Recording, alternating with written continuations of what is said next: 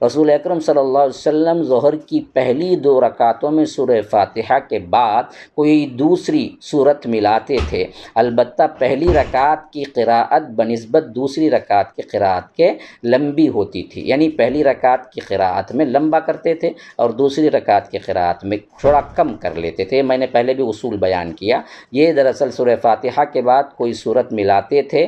ظہر کی پہلی 2 رکعتوں میں۔ یہ حدیث دراصل کیا ہے،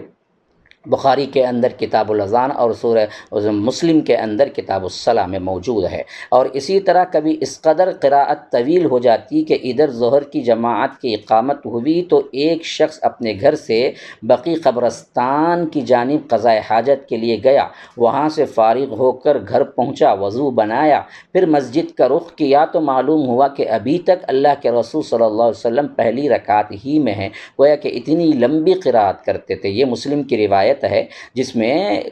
آیا ہے کہ کبھی کبھی ظہر کی نماز اتنی لمبی ہوتی تھی جو ہمارے 7 منٹ کا 8 منٹ کا ہم نے کیا ہے ہمیشہ معمول بنا لیا، ایسا نہیں ہوتا تھا، کبھی مختصر بھی ہوتی تھی لیکن لمبی بھی ہوتی تھی ظہر کی نماز، عصر کی نماز۔ تو ایک صحابی بیان کرتے ہیں کہ ظہر کی نماز کے وقت نماز میں اللہ کے رسول کھڑے ہو گئے، یعنی قیام شروع ہو گیا، پھر میں مسجد نبوی سے نکلا، یعنی اپنے گھر کو گیا، یعنی گھر سے نکلا اور ظہر کی نماز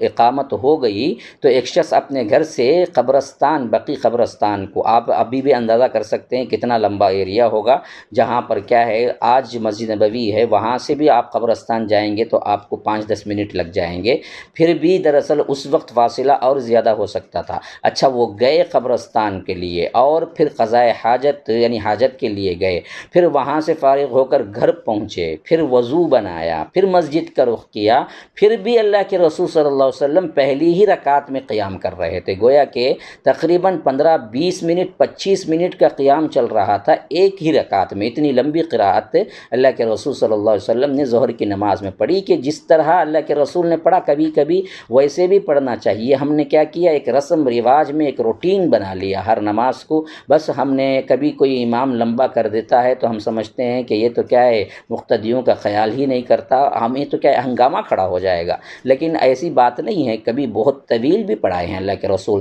تو صحابہ بیان کرتے ہیں کہ آپ پہلی رکعت کو اتنا لمبا اس لیے فرماتے تھے تاکہ نمازی پہلی رکعت ہی میں شریک ہو جائیں، یعنی یہ نمازی مقتدیوں کے لیے بھی جو کہ کیا ہیں دیر سے آ جاتے ہیں تو ان کے لیے بھی نماز مل جائے مکمل۔ تو پہلی رکعت کا قیام